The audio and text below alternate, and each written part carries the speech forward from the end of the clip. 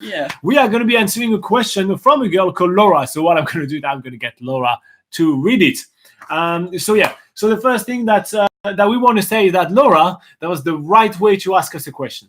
Yeah, so she's basically asking us a question about a budget for traveling to New Zealand. But what we always ask people is to give us some context about the things that you'll be doing there and how you'll be traveling, because setting up yourself a budget for New Zealand is different for every type of traveler. Like, there's always differences. So it's really good to, if you are going to ask us this sort of question, to make sure that you give us as much context as possible. So brace yourself. Laura has a long question to read from Laura. So Laura on YouTube asked, my husband and I won't be backpackers per se, but considering we won't be using a car, we will be relying on public transport.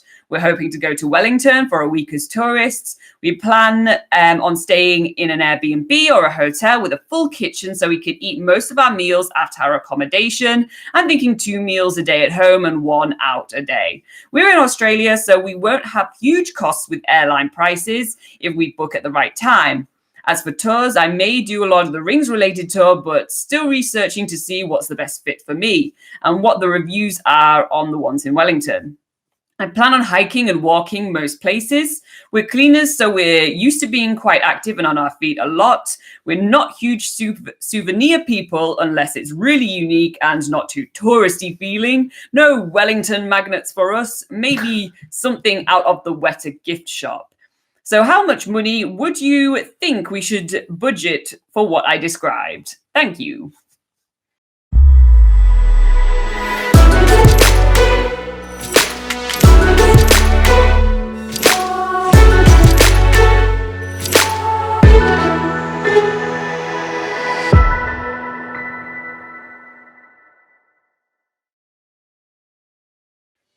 Thank you. I love having some context. I love that. Yeah. All right, so I'm just going to preface with a couple of things while we'll talk about everything. First up, all the prices we're going to give you right now and all the budget we're going to give you is going to be in New Zealand dollars. So you will have to convert it to your Australian dollars if that's where you are. And if you guys are watching this video from somewhere else, just make sure you just convert that as well. Second, just to address the accommodation, you won't find a hotel that has a full kitchen for you. It's either going to be a motel that has a very small kitchen or studio units that you'll be able to get, or an Airbnb, but that's not going to be a hotel. Yeah. With that in mind, let's just get started with the budget. First up, for flights. Yeah, so if you're coming from New Zealand, you should... From Australia. Oh, sorry, from Australia. You should... That's obviously one of the cheapest places that you can get flights for New Zealand. So if you do get a good deal, you could be getting a return flight for around 500 New Zealand dollars per person. So obviously, that's something to add into your budget. Yeah. So 500 per person means that you will get a really good deal for return flight. It probably gonna be it probably gonna be a bit more than that. But you mentioned that you were able to get yourself a good deal. So if you plan ahead, you didn't mention when you're gonna be coming. So I don't know how far in advance you can scout flights. But $500 return could be something that will work pretty well. Yeah. For that. Now for accommodation, so I already talked about it a little bit, but you won't find a hotel that has a full kitchen. You will need to either go to a motel, which there are some really good motels around, and at this point you make sure you choose the right room, kind of the studio unit. They're usually a bit more the premium ones because they're usually for a whole family, so they're priced for 4 people, not just for 2. So you may pay a little bit extra for that, or you want to check Airbnb. Now we put an average of $110. That's on the average for the Airbnb. And if you're looking for more budget style accommodation, if you're looking for like budget style accommodation on Airbnb, that will have your own kitchen. Otherwise it will be more. So I put 110 per night for the 2 people, but I'm thinking you may want to increase that to 190 to be more reasonable. But again, you haven't told us when you want to kind of plan that. So if you book really in advance and if you do a lot of scouting and everything like that, you may be able to get yourself a good deal. Yeah, so just to really like sort of emphasize with the Airbnb, you usually get the best deals on Airbnb if you are booking very well, a lot of time in advance. Obviously all the best price Airbnbs go first, and the closer you leave it to the date, the more likely that's going to be all booked up. So definitely to get the best prices, it is always best to book in advance. Yeah. All right, so again, Airbnb, we paid 110 per night, but you may want to increase that to 190 if needed. Now for food shopping, so this is only going to cover the fact that you want to make food for yourself for breakfast and for lunch, for example, and have dinner out. That's kind of what you mentioned in the stuff. So for the food budget, because you seem to be really budget focused, when you put about $25 per day, we think that's reasonable for you to be able to basically get things for breakfast as well as enough to make yourself a sandwich, so you can pack your sandwich in your bag and be on the go for the rest of the day, or to just make yourself some pasta or rice dishes in the evening and eat out at lunch. But that's kind of what we had in mind, of like basically the food that you're going to make yourself is going to be kind of on the cheap. So we put about $25 per day for 2 people for supermarket food shopping, and we think that's pretty reasonable. Yeah, so, and you did mention that you wanted to eat out about once per day. Again, there's a huge variety of places that you can eat out in Wellington, from the real budget places to the more like fancier restaurants. But sort of just to give yourself like, enough budget for eating out. And sometimes you might want to treat yourself to an extra coffee here and there. It's good to, maybe give yourself about $90 per day for the 2 of you for eating out.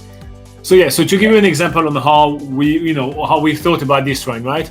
$90, right? So we were thinking about 2 mains, $35 each. So we're already at $70. So you have a $20 to spare, which will be either for $10 for $1 a dessert to share, which that's usually how we eat in the restaurants. With Laura, we usually get a couple of mains, or either a starter and a main, because usually the portions are really big. So we go 1 starter, 1 main. We kind of like to share things a lot, and then we have a dessert to share just as a treat. So that's usually how we eat. And then I also leave you a spare $10. We should be able to get you a coffee each throughout the day. So that's basically how we were thinking of this one. But that also means that sometimes you may spend less because you just get like the food court that we mentioned in Wellington earlier in this live video. If you watch the live video, if you're watching a replay, it was called Central Market. It's cool fun food court in Wellington, which has a lot of different food. Anyway, if you go to places like that, you would spend obviously much less than the $90, and then at that point you have much more money left to be able to spend on a bigger meal or bigger epic restaurant meal afterwards. So and then for tours plus souvenirs, so you may not get yourself some souvenirs, as you say, no fridge magnet for you, and it's okay. You don't have to collect fridge magnet. I don't know why there's such a stigma on fridge magnets. I need to get my fridge magnet. But we know a person that we actually have to buy fridge magnet to from most places we go to, so that's why we're joking about it. But tours and souvenir, we paid about $50. $500. Sorry.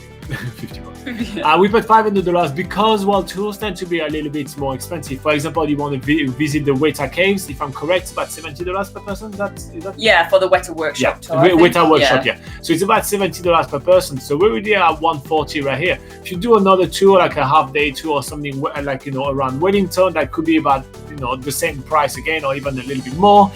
You may, when you get in Wellington, want to take the cable car. You may, and there's always all those little extra costs. The cable car is a popular one. But the cable car is only like $7. Exactly, that's already $15. You may want to go to Zealandia. And about $16 for Zealandia. Exactly, but we're already, that's the thing. We're already at $45 right here, so that's already 10% of your budget. With just those 2 cheap things. So I feel like it kind of goes up really quickly, and you're always surprised. I mean, we are always surprised on what it ended up costing with the activities, right? So for this reason, I put $500, just because. Well, again, that would be about $150 for 2 people to go do the Weta Workshop tours. That would be about $45, let's say about $50 for Zealandia and a cable car, which you definitely have to go to Zealandia for sure because it's really awesome. So that's already $200. And if you want to do a day tour somewhere, it's usually about $150 per person. So that would be an extra $300 right here, and that brings it already to $500. And we only covered 3 days right here, and then that gives you the rest of your time in Wellington doing 3 things that like the Te Papa and the Te Papa Museum and other awesome things that there is to do in Wellington. So that's kind of our take on how we actually see this one. We have a video on the free and cheap things to do in Wellington as well, so you definitely want to check this one out. But activity 1, that's where we're at. Then obviously you're going to need to sort out transportations, because transportation is going to be a thing and you're not going to be driving. Yeah, so if you're wanting to maybe explore some of the, greater Wellington area, because there is more to see in Wellington than just the city centre, then you might want to take some transport out to maybe one of the wine regions in the Wairarapa, for instance, where you can take a train or a bus out there, or go up the Kapiti coast as well, which also has bus services and train services up to a point there. So if you're wanting to explore and maybe do a few walks, like you mentioned you were keen on doing hiking and walking, you can definitely go and explore some of the sort of other areas around Wellington. And for that budget, we've given you about $250, sort of bearing in mind that you might be doing quite a few different sort of transport around, and also bearing in mind that once you get your flight to Wellington, you're going to need some airport transfers or take a taxi into wherever your accommodation is. You may even decide to stay in accommodation out of town, which is often the case when you're staying in Airbnbs, because not all of them are conveniently located in the city centre.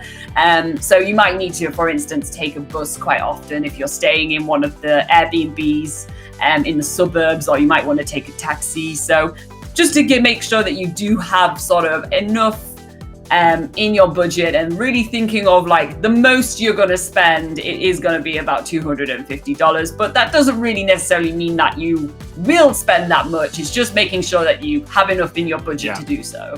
Yeah, and knowing that already out of this $250 budget, there is already about $100, which is going to be to and back and forth from the airport. So that's already that. So you left with just $150. So I know it sounds like a lot, but putting in context. So the total of that one will be, for 2 people, 7 days escape in Wellington from Australia, $3,325. That's our total. Obviously, we gave you a lot of caveats right here. So if you decide to increase or lower, definitely go through and do the math again. But just to recap, just to make sure that you have all the numbers right, we did put $500 per person for the flight. We put $110 per night of accommodation. We put $25 per day on food shopping at the supermarket. We put $90 per day on food in restaurant or eating out, basically. So $90 per day on eating out. And tours plus souvenir, we put $500. And for transportation altogether, including the transportation throughout the week as well as to and from the airport, we did put $250. So the total is $3,325. But definitely check it out and change a few numbers. But I hope that this was really useful to you. Now, Laura, we do have a lot of budgeting articles on nzpocketguide.com where we list the price of every activities and everything like that. So that's going to be super useful to you. So definitely head to nzpocketguide.com and check out our budgeting place. So it's on travel tips, and so you prepare your trip, travel tips, and then definitely click on budget, and you will have so much more information there that you literally be able to make your budget to the dollar. And that's going to be super useful. So check out the links in the description below. And if you guys are watching this video, make sure to put your comments, your question in the comment below. We pick them up all the time like this one, and we make some videos out of them to help you out plan your trip.